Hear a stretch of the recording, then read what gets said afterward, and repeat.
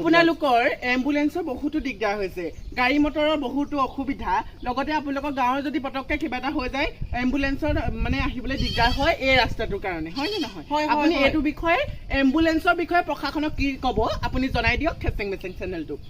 আমাৰ এইটো মানে বোকা হৈছে আমি অহা যোৱা কৰিব নোৱাৰো খেতি পথাৰ কৰিবলৈ যাবলৈ অসুবিধা হৈছে আমাৰ এই কালি পৰহি এজন মানুহৰ অসুস্থ হৈ থকাত আমাৰ ৰাস্তাটোত মানে মানুহজনৰ মানে মৃত্যু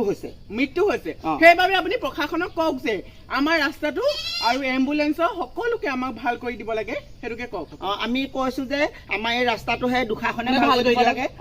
দুখাখন নহয় প্ৰশাসন নহয় প্ৰশাসনে সেইটোৱে দুখাখন প্ৰশাসন কোনে ভাল কৰে ৰাস্তাটো মুঠতে আমাক ভাল কৰি দিব লাগে